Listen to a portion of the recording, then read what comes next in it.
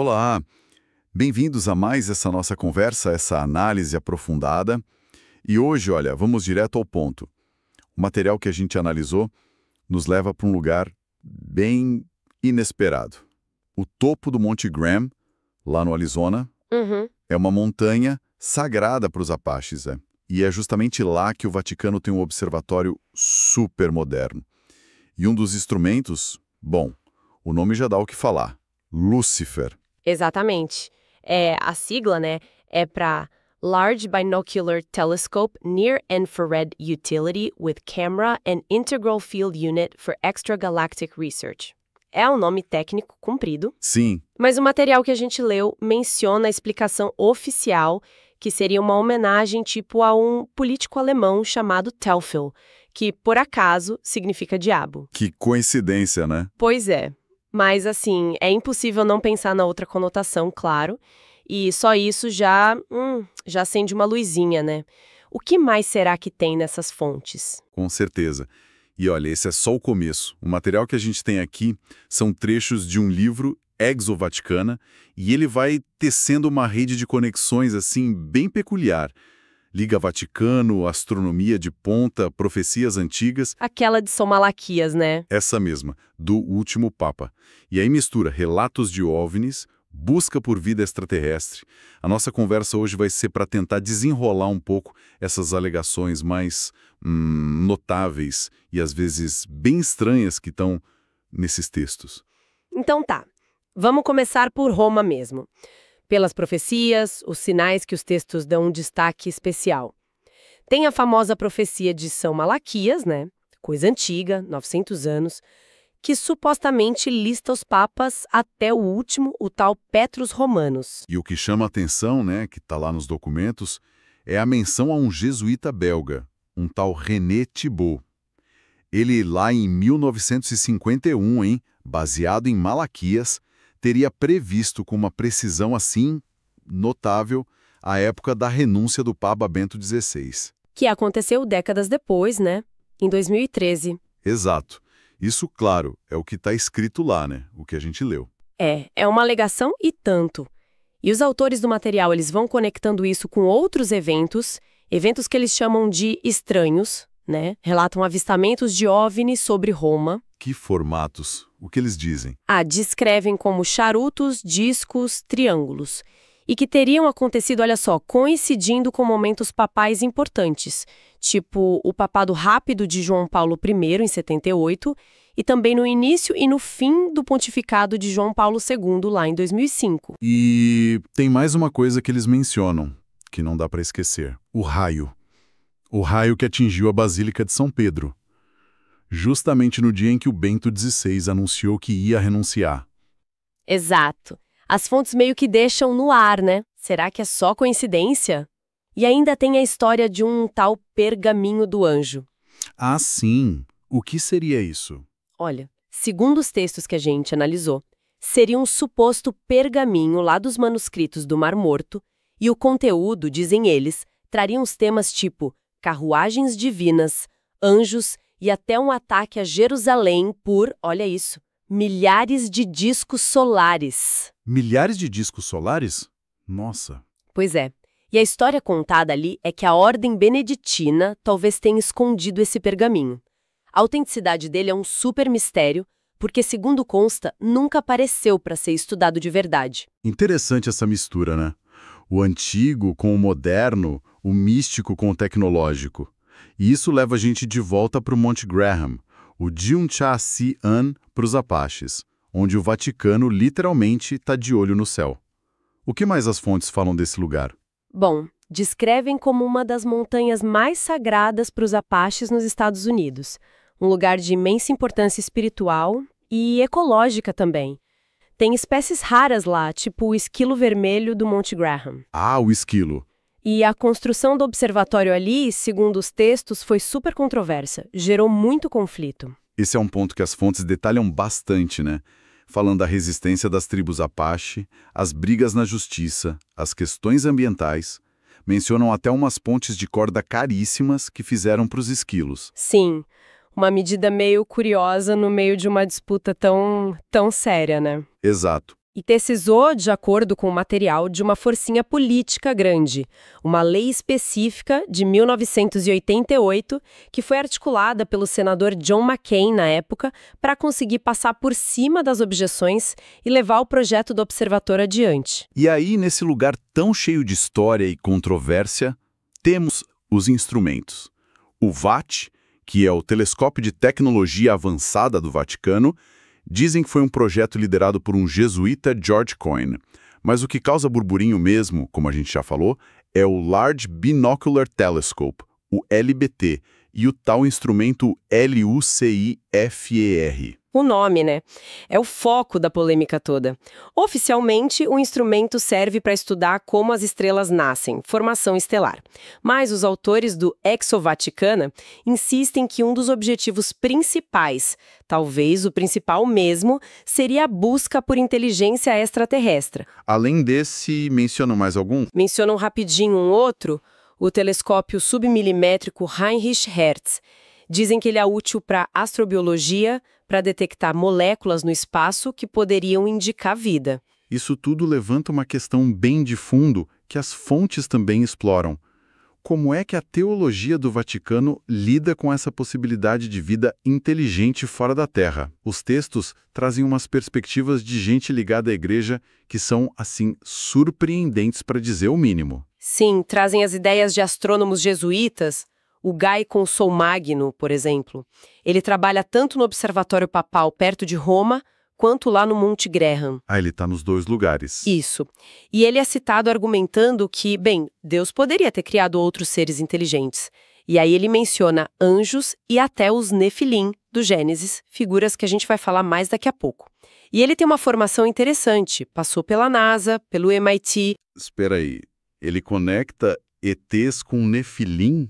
Os da Bíblia. Isso salta aos olhos nos textos, né? Exato, essa é uma das conexões que as fontes fazem questão de mostrar. E não é só ele. Citam também o José Funes, que foi diretor do Observatório Vaticano. Ele chegou a sugerir que seres extraterrestres poderiam ser moralmente superiores a nós.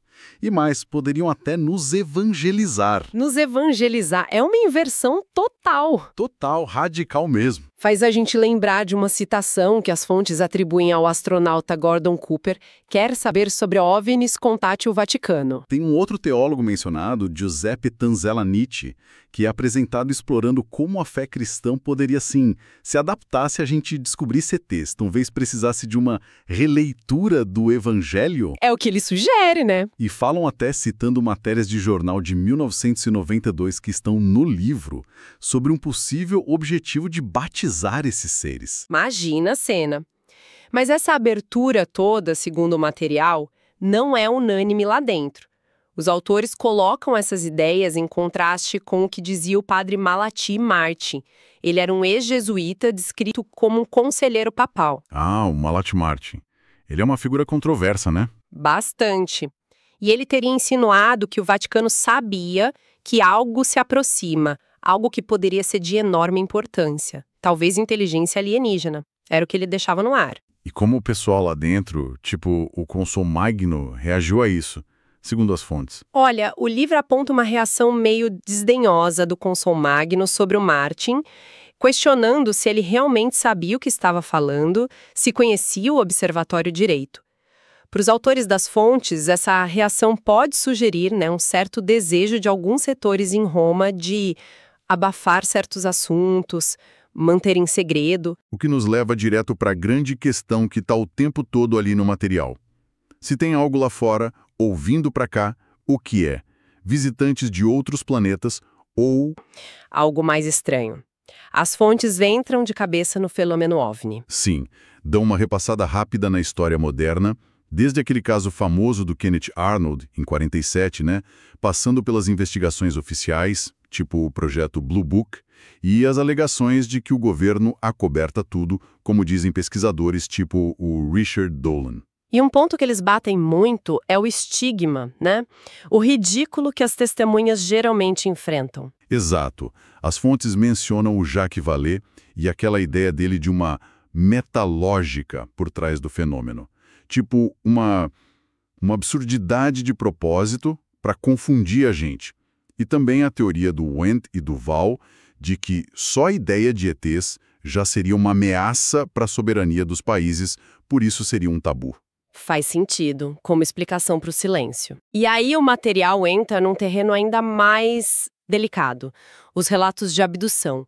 Cita pesquisadores como o John Mack, de Harvard, e o David Jacobs, da Temple University. Que chegaram a conclusões bem fortes, né?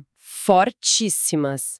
Baseadas nos relatos dos abduzidos, eles apontam para supostos programas de hibridização alienígena.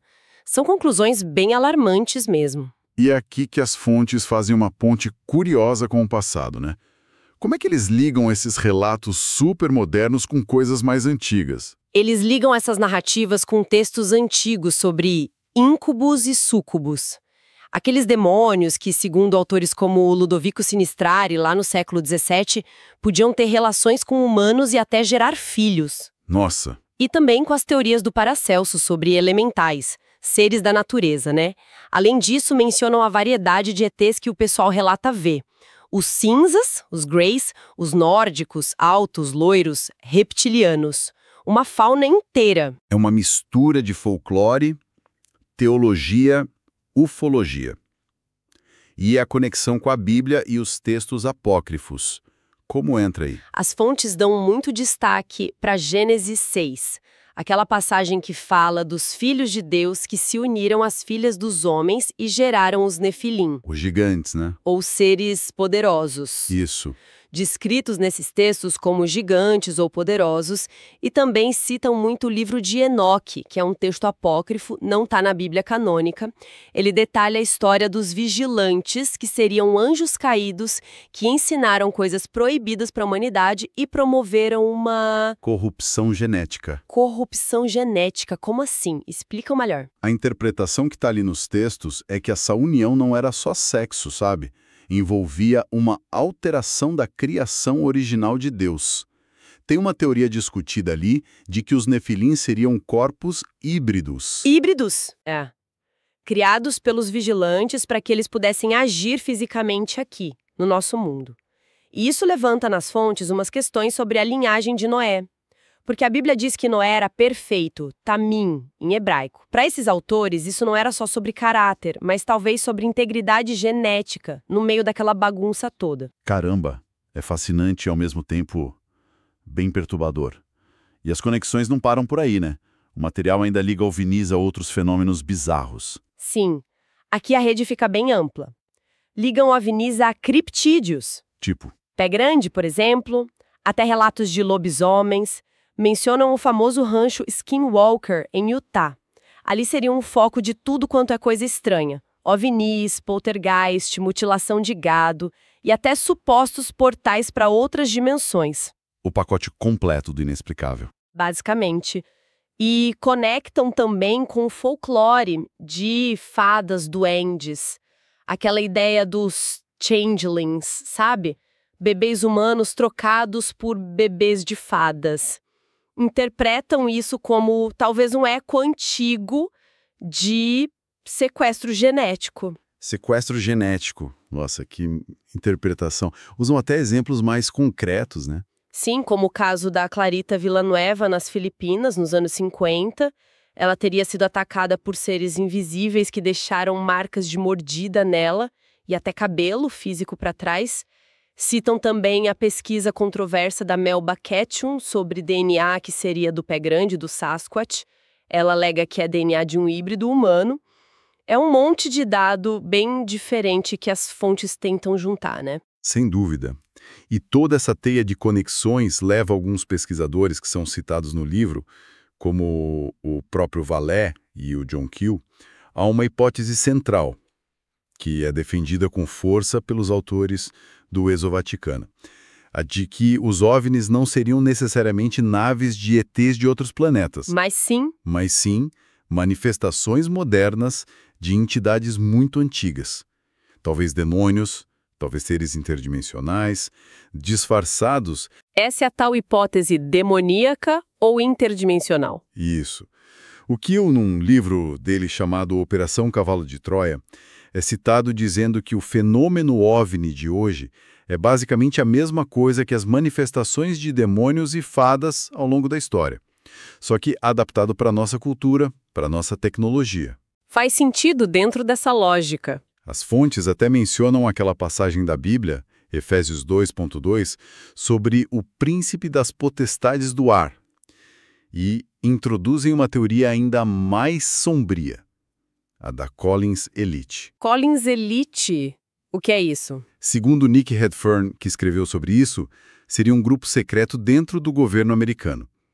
E esse grupo acreditaria que os OVNIs são sim de natureza demoníaca, ligados a rituais ocultistas, citam Jack Parsons, Aleister Crowley, e que tudo isso seria parte de um grande engano, uma ilusão nos tempos do fim. Uau! É uma visão bem pesada do fenômeno OVNI que essas fontes trazem.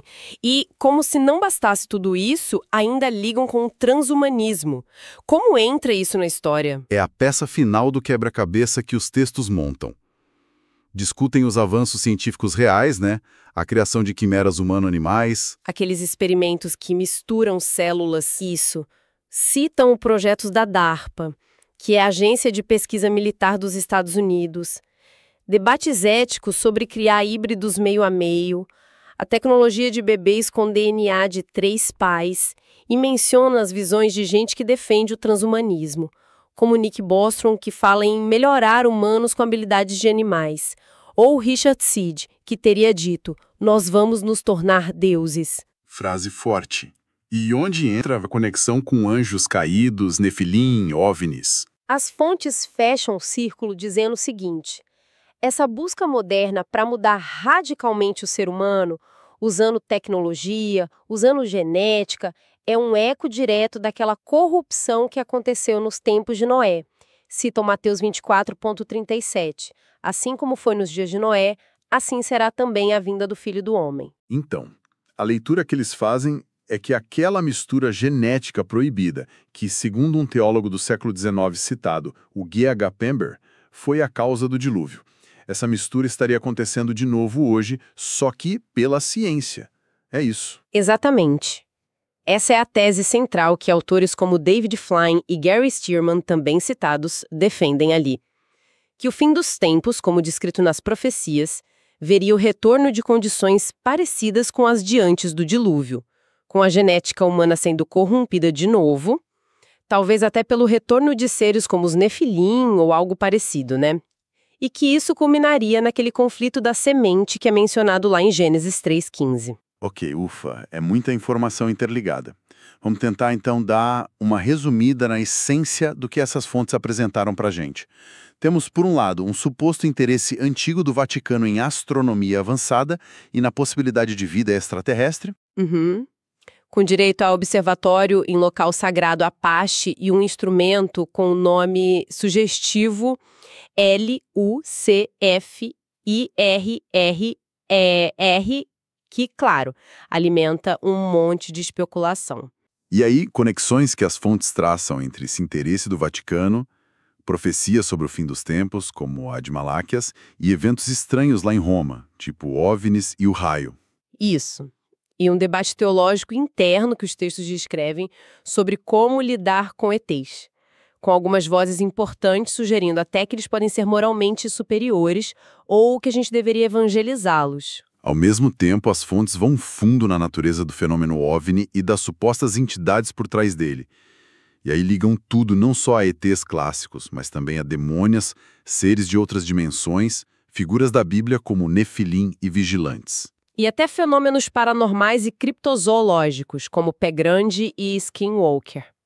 É uma rede bem complexa. E, para fechar, apresentam essa visão bem alarmante, que conecta tudo isso com as ambições do transhumanismo, sugerindo que a manipulação genética de hoje seria uma espécie de reprise da corrupção dos dias de Noé, um prelúdio para um engano cósmico no fim dos tempos.